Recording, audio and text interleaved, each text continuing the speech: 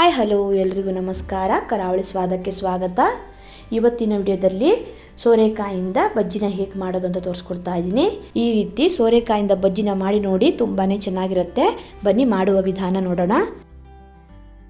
ನಾನಿಲ್ಲಿ ಒಂದು ಸೋರೆಕಾಯಿನ ತೊಗೊಂಡು ಅದನ್ನು 2 ಭಾಗ ಮಾಡಿ ಅದರಲ್ಲಿ ಅರ್ಧ ಭಾಗನಷ್ಟೇ ಬಜ್ಜಿನ ಮಾಡ್ಕೊತಾ ಇದ್ದೀನಿ. ಆದಷ್ಟು ನೋಡಿ ಈ ರೀತಿ ಎಳೆ ಸೋರೆಕಾಯಿನ ತಗೊಳ್ಳಿ. ಬೆಳೆದಿದ್ರೆ ಬೀಜ ಎಲ್ಲ ಇರುತ್ತೆ, ನೀಟಾಗಿ ಇದ್ರ ಸಿಪ್ಪೆನೆಲ್ಲ ತೆಕ್ಕೋಬೇಕು. ಸಿಪ್ಪೆ ತೆಗೆದಾದ್ಮೇಲೆ ಈ ರೀತಿ ಕಟ್ ಮಾಡ್ಕೋಬೇಕು. ಆಲೂಗಡ್ಡೆ ಬಜ್ಜಿ ಎಲ್ಲ ಮಾಡುವಾಗ ಕಟ್ ಮಾಡ್ಕೋತೀವಲ್ಲ, ಅದೇ ರೀತಿ ಕಟ್ ಮಾಡ್ಕೊಂಡ್ರೆ ಆಯಿತು. ನೋಡಿ ಆದಷ್ಟು ತೆಳ್ಳಗೆ ಕಟ್ ಮಾಡ್ಕೊಳ್ಳಿ, ತುಂಬ ದಪ್ಪ ಮಾಡಿ ಕಟ್ ಮಾಡ್ಕೋಬೇಡಿ.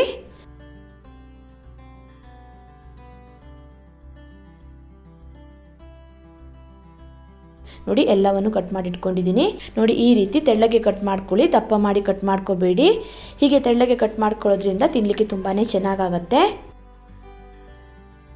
ನಂತರ ಇದನ್ನೆಲ್ಲ ಒಂದು ಪ್ಲೇಟಿಗೆ ಹಾಕಿ ಸೋರೆಕಾಯಿಗೆ ಸ್ವಲ್ಪ ಉಪ್ಪು ಮತ್ತು ಚಿಲ್ಲಿ ಪೌಡರ್ನ ಹಾಕೋತಾ ಇದ್ದೀನಿ. 1/4 ಚಮಚ ಉಪ್ಪು, ಅರ್ಧ ಚಮಚ ಆಗುವಷ್ಟು ಚಿಲ್ಲಿ ಪೌಡರ್ನ ಹಾಕ್ಕೊಂಡಿದ್ದೀನಿ. ಹಾಗೆ ಅರ್ಧ ಚಮಚ ಆಗುವಷ್ಟು ನಿಂಬೆ ರಸನ ಹಾಕೋತಾ ಇದ್ದೀನಿ.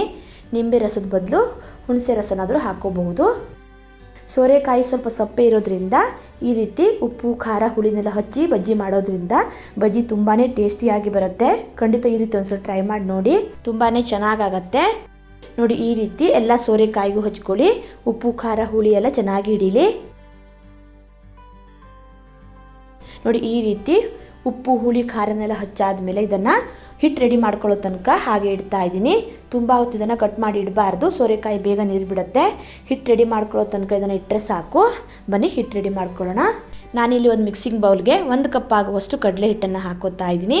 ಹಾಗೆ 1/4 ಕಪ್ ಆಗುವಷ್ಟು ಅಕ್ಕಿ ಹಿಟ್ಟನ್ನು ಹಾಕೋತಾ ಇದ್ದೀನಿ. ಅಕ್ಕಿ ಹಿಟ್ಟು ಹಾಕೋದ್ರಿಂದ ಬಜ್ಜಿ ಕ್ರಿಸ್ಪಿಯಾಗಿ ಬರುತ್ತೆ.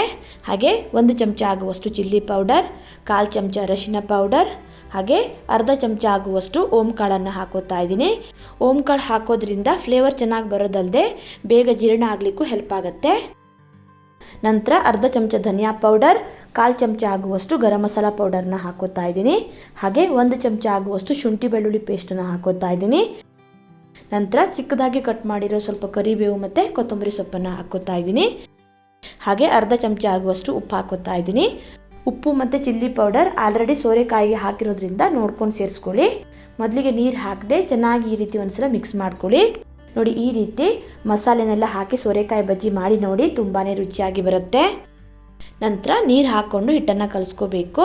ನೋಡಿ ಈ ರೀತಿ ಸ್ವಲ್ಪ ನೀರು ಹಾಕ್ಕೊಂಡು ಹಿಟ್ಟನ್ನು ಚೆನ್ನಾಗಿ ಕಲಿಸ್ಕೊಳ್ಳಿ. ಒಂದೇ ಸಲ ಜಾಸ್ತಿ ನೀರು ಹಾಕಿ ಹಿಟ್ಟನ್ನು ಕಲಿಸ್ಕೊಳ್ಳಿಕ್ಕೆ ಹೋಗಬೇಡಿ, ಹಿಟ್ಟು ತೆಳ್ಳಗಾಗೋ ಚಾನ್ಸಸ್ ಇರುತ್ತೆ. ನೋಡಿ ಈ ರೀತಿ ಚೂರೇ ನೀರು ಹಾಕ್ಕೊಂಡು ಗಂಟಿಲ್ಲದೆ ಹಿಟ್ಟನ್ನು ಚೆನ್ನಾಗಿ ಕಲಿಸ್ಕೊಳ್ಳಿ. ಆಲೂಗಡ್ಡೆ ಬಜ್ಜಿ ಮಾಡುವಾಗ ಹೇಗೆ ಹಿಟ್ಟು ಕಲಿಸ್ಕೊತೀವಲ್ಲ, ಅದೇ ಹದದಲ್ಲಿ ಹಿಟ್ಟನ್ನು ಕಲಿಸ್ಕೊಂಡ್ರೆ ಆಯಿತು. ತುಂಬ ದಪ್ಪನೂ ಮಾಡ್ಕೊಳ್ಳಿಕ್ಕೆ ಹೋಗಬೇಡಿ, ತೀರಾ ತೆಳ್ಳಗೂ ಹಿಟ್ಟನ್ನು ಕಲಿಸ್ಕೊಳ್ಳಿಕ್ಕೆ ಹೋಗಬೇಡಿ.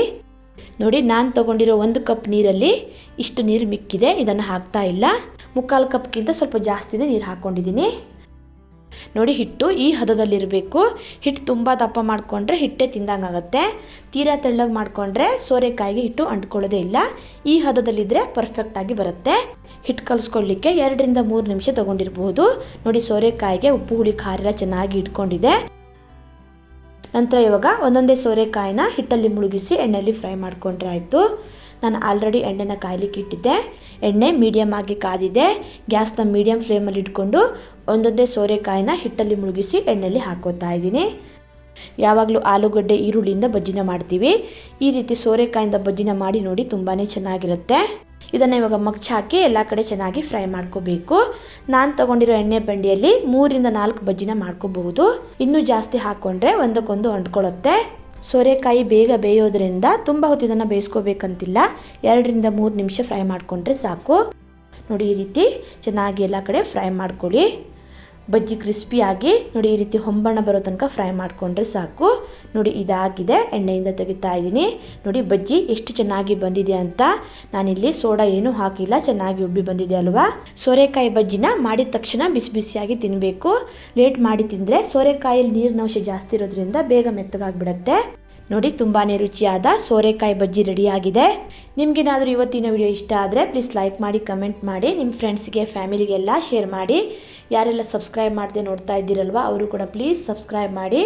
ಮತ್ತೆ ಸಿಗ್ತೀನಿ ಹೊಸ ವಿಡಿಯೋ ಒಂದಿಗೆ. ಧನ್ಯವಾದಗಳು.